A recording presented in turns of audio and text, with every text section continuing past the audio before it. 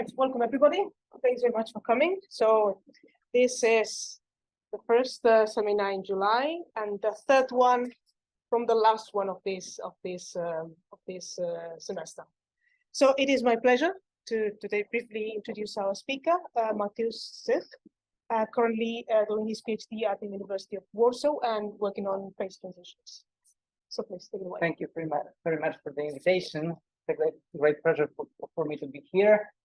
Today, I would like to talk a little bit about hydrodynamical simulations, in which we study how the bubble walls expand within the context of first-order phase transitions in the early universe. This talk will be mostly based on our last paper, which I prepared with my supervisor Marek Lewicki and our collaborator Tomasz Krajewski. So let me put ourselves in a context, in a cosmological context. We are in the electroweak epoch. The temperature scale is around 100 GeV. The universe is filled with quark-gluon plasma. Initially, all the particles are massless, and we will consider the symmetry, electroweak symmetry breaking. Now we don't have any direct experimental access to such an early universe. The best we have is CMB, which the coupling of photons took place much later. But we hope that we will be able to probe the electroweak epoch with a stochastical gravitational wave background. What happens? Okay, for which can be generated, for example, from the first order phase transition to the early universe. So our motivation is Is it? I think it's correct. It's 10 to minus 15. Cosmological first order phase transitions are a common feature in many models of particle physics beyond the standard model. They are particularly interesting because they can provide the proper environment for the electroweak baryogenesis. The environment of expanding bubble characterizes with departure from thermal equilibrium, and that's why we can produce baryon asymmetry then. It is also interesting, as I mentioned, because strong first-order phase transitions results in production of gravitational waves, and those gravitational waves, we hope that they will be in the near future probed by the LISA detector, the space-based interferometer, which operates exactly in the range of frequencies that is interesting from the perspective of the electroweak scale physics. But in order to study those processes, we need to evaluate the bubble velocity carefully, and this is quite a difficult task. There are some different approaches, but there is no consensus yet, and our approach will describe this problem from the hydrodynamical point of view. So I will now quickly show you the basics of the physics beyond the first order phase transitions in the early universe. Probably for most of you it will be just a quick reminder. So let's start from the simple theory of a scalar field with a potential which possesses two minima. The deeper minimum is called the true vacuum, where the field has non-zero vacuum expectation value. And the second minimum is called false vacuum. It is the symmetric phase in which the system initially was in a high temperature in the very early universe. So as the temperature drops, at the second minimum, the true vacuum appears, it becomes deeper and deeper, and at some point, the tunneling between those two can take place. And the tunneling solution will be so-called the critical bubble. This critical bubble is a solution of such an equation of motion for this system, where we assume that the bubbles are all pre-symmetric, so we have only radial direction here. As I already mentioned, the solutions will be the critical bubbles. So we have now the nucleated bubbles where we have this non-vanishing wave inside and vanishing wave, the symmetric phase outside. And the probability of the nucleation is measured with the exponents of the action of the system. And the nucleation condition for such a bubble corresponds to the situation where we have at least one bubble per horizon. The probability of nucleating at least one bubble per horizon is 1. And then those bubbles start to expand, eventually converting all the available space into the broken phase. But in the meantime, they can interact with the plasma surrounding them. They can collide, and all those phenomena result in production of gravitational waves. What is dominant, if those are the collisions or the sound waves or turbulent motion in a plasma, it depends on the specific example, and I will discuss it also in a moment. In general, to analyze phase transitions for a specific model, we have such a scheme. We start from the particle physics model. We evaluate the effective action. Then from this, we can evaluate the time scale of the transition and the Hubble scale at which it takes place.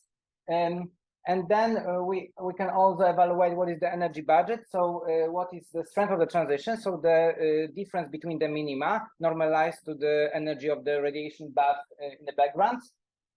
Kappa, which tells us where the energy is transferred. Is it stored in the bubble wall or is it transferred to the plasma? And studying the bubble wall dynamics, we can evaluate the bubble wall velocity, which is also important. Then, having all those parameters, we can compute the power spectrum for gravitational wave signal, and knowing the sensitivity curves for the detectors, we are able to obtain at the end the signal-to-noise ratio for a given model. And my field of interest is this bubble wall dynamics. So how to evaluate bubble wall velocity? It is crucial because the bubble wall velocity impacts both on baryogenesis.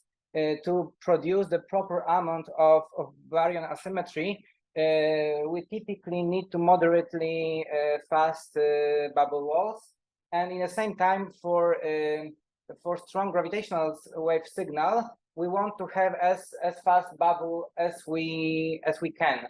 In our approach, we use the hydrodynamical simulations, which I will elaborate in a moment. So, to study the expansion of the bubble, we typically use the so-called the Beck model. This is an approximation in which the plasma surrounding the bubble coexists in two phases. We have the symmetric phase outside and the broken phase inside. So what differs those two phases is the equation of state. There is this theta parameter different on both sides of the wall, and the difference normalized to the energy of the radiation gives you the strength of the transition. And having such a description, we can define the energy momentum tensor for the plasma. This is the case of the ideal fluid, the simplest approximation. And we assume the conservation of this energy momentum tensor along the flow and perpendicular to the flow. And without going to details, also assuming the spherical symmetry of the solution and scale invariance, because we are looking for asymptotical solutions, so steady state states. We define psi variable, which is radius over time. You can understand it as a velocity of the bubble wall. And this leads to the hydrodynamic equation, from which we can find what should be the profile of the plasma of the expanding bubble.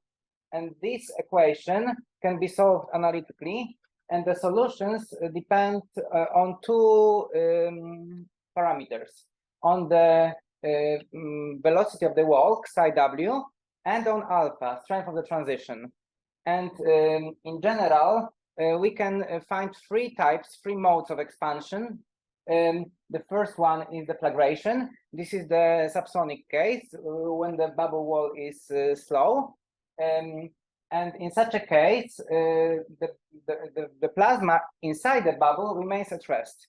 Here, the shade of blue corresponds with the velocity of the plasma. So here, the plasma inside the bubble is at rest, while outside is pushed by the bubble wall and decreases when we are far away from the bubble wall. Then we have the second extremum, detonations, where the bubble wall velocity is greater than so-called Joget velocity. This Joget velocity is always greater than the speed of sound in the plasma, and for a given model, it depends on alpha. It depends on strength of the transition. The greater the strength is, the higher the value of the speed is also. And in case of detonations, you can see that we have the bubble wall hitting the plasma, which is at rest outside, and pulling the plasma behind it. And there is also the moderate case, hybrid, which is a combination of those two for the bubble walls in velocities in between speed of sound and this Joget value. So now I will discuss our approach to the problem, how we simulate the system, and how we are trying to obtain such mode, all those modes. So we model the system as a system that consists of two parts: relativistic perfect fluid and the real scalar field. And this real scalar field has a temperature-dependent effective potential. So now our equation of state consists on the part responsible for the plasma. This is like a simple relativistic gas of bosons, and then we have the potential dependent part. And our energy momentum tensor also consists of two parts. As the same as before, ideal fluid for the plasma, and the part responsible for the real scalar fields. So now we of course assume that the total energy momentum tensor is conserved, but both parts separately are not conserved. And there is an energy transfer in between plasma and scalar field, and this transfer is described by such a source terms. The first part is potential dependent because the system, the field couples to the plasma also through the potential, because the temperature is temperature dependent, and this part is the equilibrium part. But we also have non-equilibrium part, parameterized by this eta. We can understand it as a friction which is exerted on the bubble wall by the plasma, the particles of the plasma interacting with the scalar field. The actual value of eta is unknown. In principle, it can be computed from the models of particle physics, but here we treat it as a free parameter. So from these conditions, we can derive the equation of motion for the scalar field, and also two equations for the plasma. Now, for the scalar field, we have second order equation. For the plasma, we have two first order equations, where we introduce two thermodynamical variables, z and tau, just to make the equations look more clean. And our aim was to solve those equations, to study how the system behaves. Of course, there is no simple analytical solution of this system. So we had to proceed numerically, and we solved those equations on the lattice, firstly discretizing the system. And now I will quickly go through the technicalities of the discretization process, just to give you some insight how we proceeded. So to discretize the system spatially, we use so-called discontinuous Galerkin method. When you can replace your equation with a weak form with some probe function, and then you can write integral, and then replace this integral by with a sum of integrals over small domains on the cells of our lattice. And we have to, and the equation has to be fulfilled on every cell. Here we replace our second order equation for the field with two first order equations introducing the gradient of the field, and we introduce following interpolations. For the field, we assume that our solution is piecewise constant, so that we have just a constant value along every piece of a lattice. And for the gradient, we use piecewise linear functions. Now, when it comes to the temporal discretizations, we use Stromer-Verlet method for the field, which is also often called the leapfrog method. So we perform the half of the step knowing the value of the time derivative of the field. Then we update the value of the derivative knowing our spatially discretized operators, and then we finish our step with the updated value of the derivative. For the field, it was quite straightforward. What is more complicated is the case for the fluid, because here we need two schemes. In a moment, I will describe why we need two schemes, but in general, we use the Euler method. But for the high order scheme, it is the explicit method, so we can integrate explicitly. But for low order methods, it's more straightforward. It is less straightforward, and because in the low order case, your value of the quantity in the next step depends not only on the values in the previous step, but also on the values in this next step. So why we need two different approaches, two different schemes of discretizations? It's because they have two different features that we need. The low order scheme guarantee that we don't produce any artificial artifacts, any oscillations and stuff like that, but it's highly diffusive. In the same time, high order meat is very accurate in the smooth regions, but it produces oscillations when we are close to the edges, the steps. And to deal with this, we use the algorithm called the flux-corrected transport. And this algorithm tells us how we should treat those two approaches, how we can combine them, introducing so-called limiter, telling us which part a solution should be reconstructed with which scheme. Okay, that was the end of the technicalities. Let's go back to physics now. So we initialize our simulation with the critical bubble, so the solution of the balance equation of motion. So this is the profile, the benchmark profile. You see that there is this non-zero value inside for the radius equals 0. Then we have some non-trivial profile, and it goes to 0 in the infinity. We initialize our temperature to be the nucleation temperature everywhere, and the plasma velocity is 0 because we start from the resting system. And the physical size of our lattice, let's say the maximal time for which we evolve, is such that to make sure that our system approached the steady state solution, so that we asymptotically achieved the final wall velocity. And the physical size, the spatial size, is as large as we need to guarantee that our bubble wall never achieves the boundaries, just to avoid any complications with the absorbing or reflective boundary conditions here.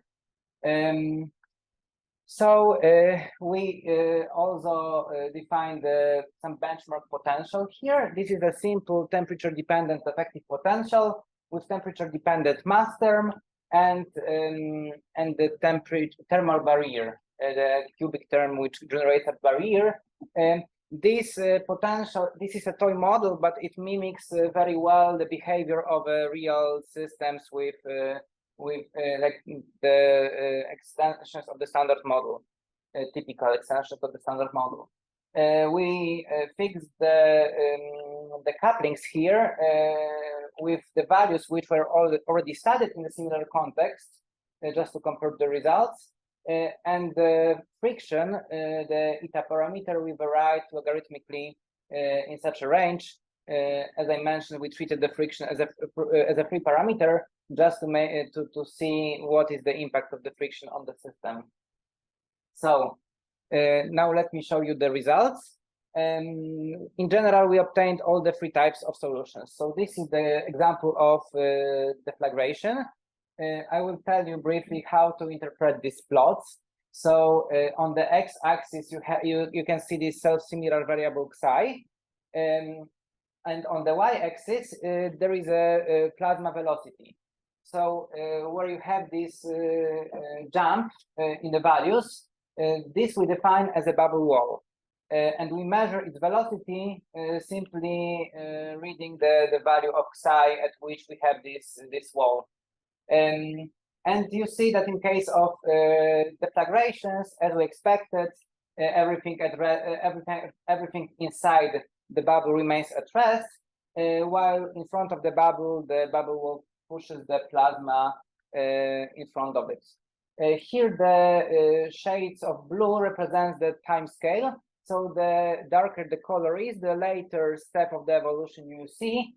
And you can also see that we indeed approached the asymptotical solution. And in the dashed red curve, you see the analytical approximation. So the solution of this bag model, which I discussed at the beginning. And the problem with the bag model is that you need to feed it with the bubble wall velocity from the beginning. So you need to know the value which we want to measure from our simulations. But in general, those profiles agree very well, as you see on those slides. And on the right side of the slide, you see the similar profiles for the enthalpy. You can also plot the temperature or other thermodynamical quantities here. The second set of plots is for hybrids. You see that indeed we have like a shock front and the bubble wall behind. You have this this tail of non-zero velocities as for the detonations, which you will see in a moment. And also our solutions agree very well with the bag model. And the third case is the detonation, when the velocity is the highest, and you have bubble wall in front and non-zero velocities of the plasma behind the bubble wall. So as I mentioned, we studied two sets of couplings. So for the first one, we found only deflagrations and detonations. There were no hybrids. And here on this left plot, you can see how the final bubble wall velocity depends on the friction normalized to the critical temperature here. And you can see that there is a branch with deflagrations, there is a branch with detonations, but there are no solutions in between. And on the right side, you can see the profiles, how the asymptotical profiles look like. And this was the example with the smaller value of alpha with the weaker transition. And now you can see the second model with the stronger transition. And here there were some hybrids, so you can still see some gap in between deflagration hybrid branch and the detonation branch, but the speed of sound is not any edge here. And we started to think, what is the reason behind this? Because the phenomenon of this gap was already observed in such a simulations, but there was no like consensus what's staying behind it. So we started to think on which this gap depends. So we fixed our system. We checked different different realizations of the potential leading to the same alpha and same nucleation temperature, and we checked that the shape of the curve, the relation between wave velocity and friction, is universal. So it does not depend on the exact realization of the potential. It only depends on those two parameters, strength of the transition and nucleation temperature, as long as you rescale the friction axis using the scale of the web, so the position of the minimum. The same for the higher value of the nucleation temperature. So it was a clue.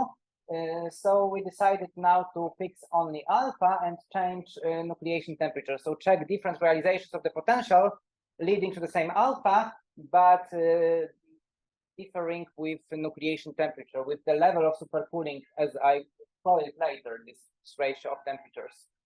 And you can see that in general, for different nucleation temperatures, but the same strength, you observe that the stronger the supercooling is, so the lower the value of this ratio is, the smaller the gap you observe. So when nucleation temperature tends to critical one, the critical one is the temperature at which the minima are degenerate. So the closer to the critical temperature you are, the wider the gap is. And in the extremal cases, you even don't reproduce detonations at all. You have only deflagration branch. And on the right side, I plotted the maximal temperature because this phenomenon is connected with the heating the plasma in front of the bubble, which I will discuss in a moment. But now I will show you the second example for even stronger transition. And we observe that this phenomenon doesn't depend strongly on alpha. There is some dependence, but it's not crucial. The crucial parameter here is the level of supercooling. So we tried to somehow measure this effect and explain it. There was some phenomenon that was already noticed in the literature called the hydrodynamical obstruction. And the argument is when the plasma in front of the bubble is heated, then it's heated above the critical value, then the hierarchy between the minima is inversed. So the system cannot energetically expand further. And that's why those solutions are forbidden. But we observed that this is true for some cases for the highest values of this ratio, but this obstruction happens also for the lower values when you don't approach the critical temperature. But based on this argument, we decided to fit the curves that measure this obstruction, and we provide some fits telling you what is the maximal value of the bubble wall we can reach in the simulation for a given level of supercooling. It is alpha independent. It can be somehow improved trying different fits for different strength of the transitions, but we tried to be as general as we could.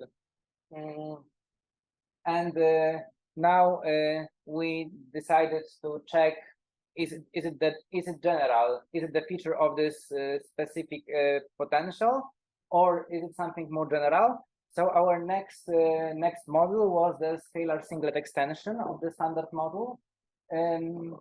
This is the tree-level potential, where next to the Higgs part, you have all of the mass term and the quartic self-interactions for the scalar singlet.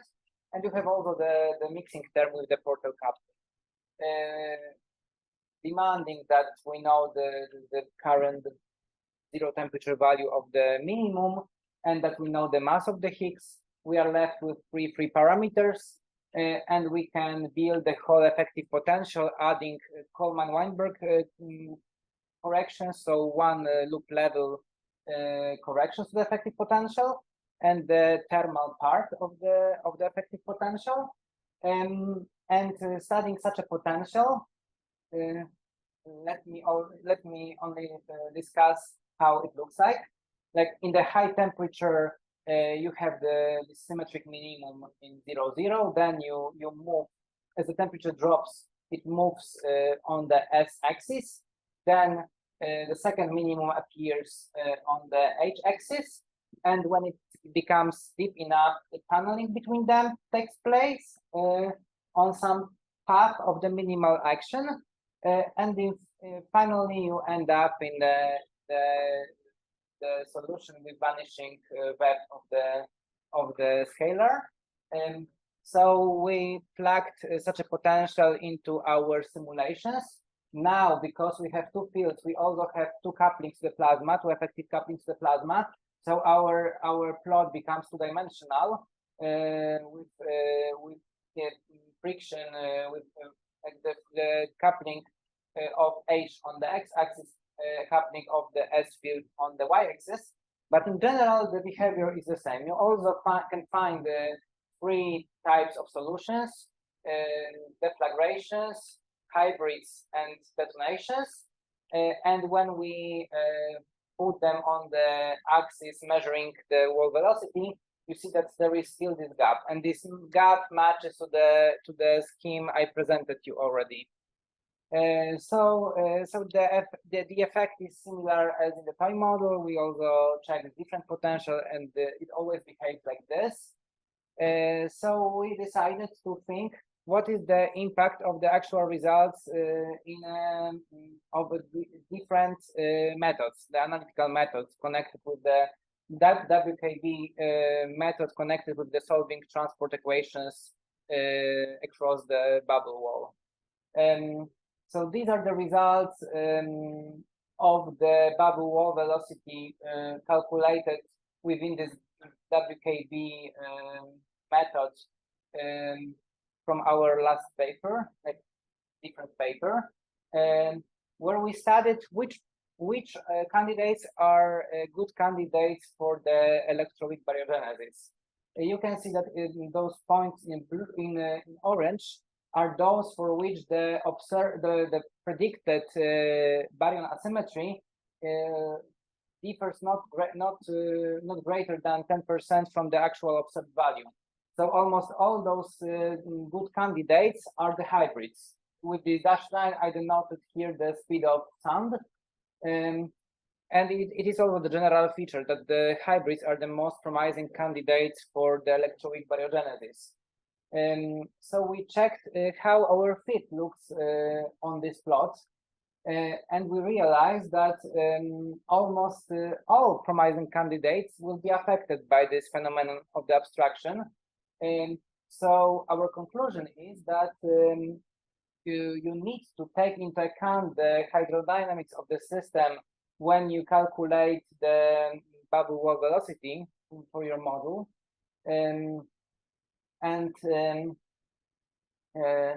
That almost all other methods overestimate the values of the bubble wall velocity that is as it is written.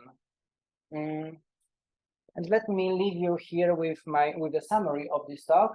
I will only say that our simulations, when it comes to profiles, agree very well with the back model, with the general results from the analytical models. But we found this phenomenon of the velocity gap and hydrodynamical obstruction, as we call it. And this is the general phenomenon that needs to be taken into account. Thank you very much.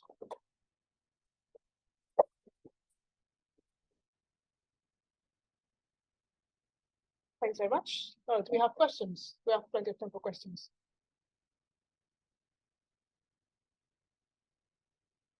So you assume that particles, the plasma is at rest.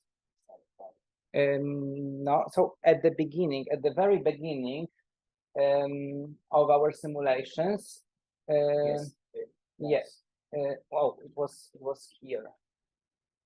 Yes. At the very beginning, we assumed that the plasma is at rest, and we assume that we have this non-trivial profile of the scalar field. And we just started to solve the equations of motion for the system, those equations of motion. And our final profiles, you see that there are no zero velocities like around the bubble wall, depending if we are in the deflagration, hybrid, or detonation regime. So the solutions look different, but all of those solutions were the effect of the dynamical solution of the equation of motion. So at the beginning, we assume that everything is at rest.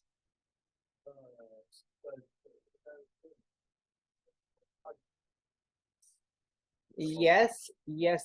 So that's right, but these are like thermal motion of those particles. And here I'm discussing the overall picture, the velocity of the plasma as a whole with respect to the bubble, the stationary system of the bubble. So the coherent motion of the plasma as a whole.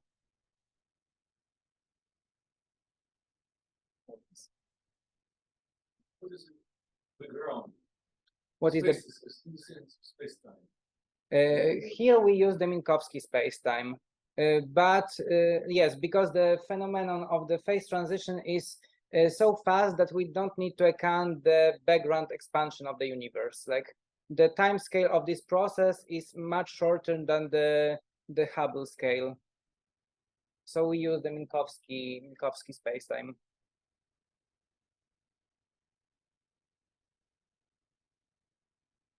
No questions? I can ask. Oh, no, I have a question. So you were mentioning that it's a bit tricky to set boundary conditions. Yes, but Yeah. yes, but we avoid this problem just using as large lattice that we never approach the boundaries. Okay. And because everything is in casual contact, like what is far away from the bubble wall cannot directly impact on the evolution of the environment of the bubble wall. So you don't observe, let's say, any effect that is due to No, because everything what is important for us happens far away from the boundaries of the lattice. When you say the lattice, you mean like the grade where it's Yes. Number of points we simulate. So then if I may actually have a question, Mhm. I apologize if you actually already saw it and I missed it. When do you finish the simulation? Like this Tmax time? Yes. So we make sure that we approach the asymptotical behavior. So we measure the differences between the profiles, and when it's more than the value that we demand, we finish our simulation. So, and we finally realize that it is fair enough to put 120 GeV because everything approached asymptotical behavior that time. So that means that basically it just stays static, nothing happens anymore. Like the bubble still expands, but it expands with the constant velocity because this psi is this self-similar variable. So this is r over t. So as the time passes by and but the bubble grows with a constant velocity, the ratio of the radius and time becomes constant. And so in this for this choice of variables, you're right that we approach like the constant configuration. That is valid for all the three different cases you're considering. Yes. They approach asymptotical behavior in different times. You can see that for this, for example, for deflagration, for this case, it took longer. You have more profiles, like changing when the when the time changes. But when we move to hybrids, we very quickly approach the asymptotical behavior here. How does it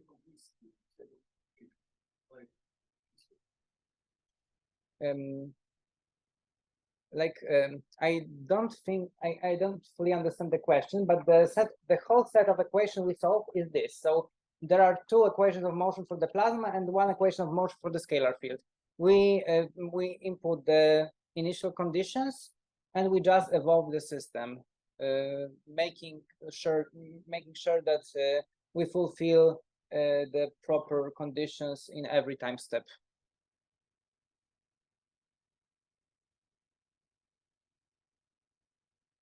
So what is specified In the initial moment, we specify the critical bubble profile, so the relation between the field and the radial variable, temperature, and bubble wall velocity. Sorry, not bubble wall, but plasma velocity. So plasma velocity is 0 everywhere at the beginning. Temperature is fixed to be the nucleation temperature everywhere, and the scalar field has this profile, which is the result of solving the equation of motion for this Ban's solution for this tunneling system, which is the usual input. All the parameters of the transition which are calculated from this initial critical bubble.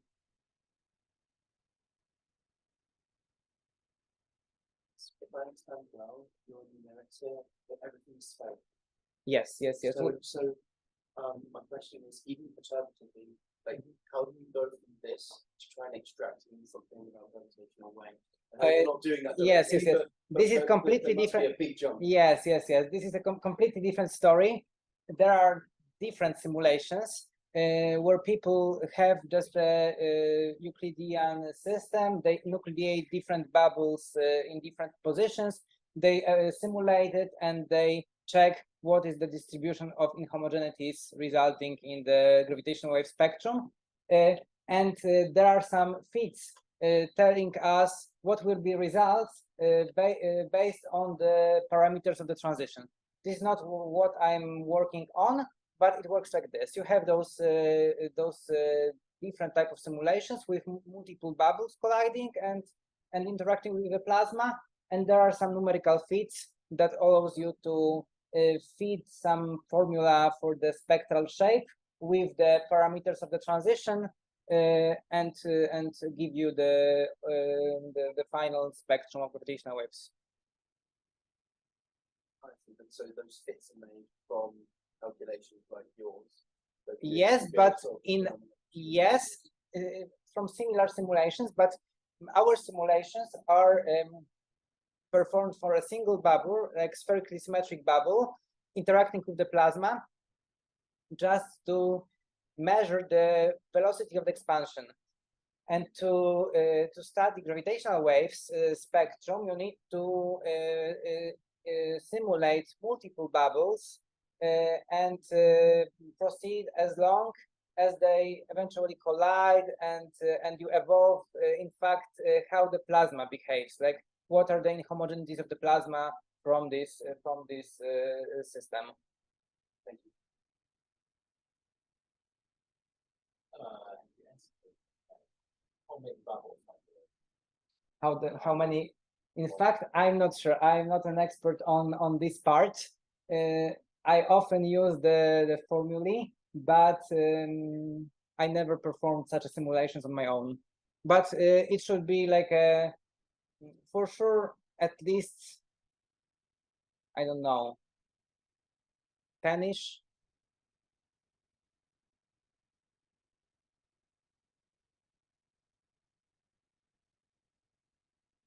So if I may ask another question, because this is spherical symmetry, it would not make sense to have a bubble which is not behaving in a spherically symmetric way. Yes, it's like typically we always take into account the spherical bubbles because it's a physical assumption.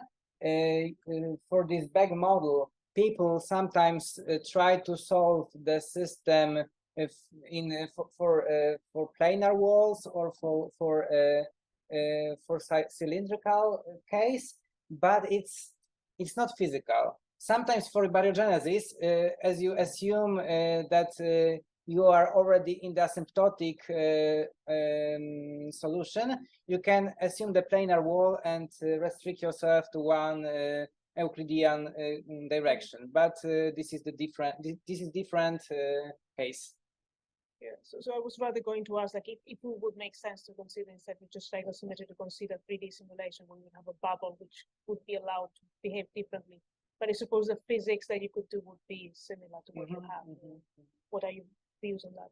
Like, there are 3D simulations of multiple bubbles, but they demand different symmetry of the system, and they are much more resources consuming. So it is much difficult to perform them.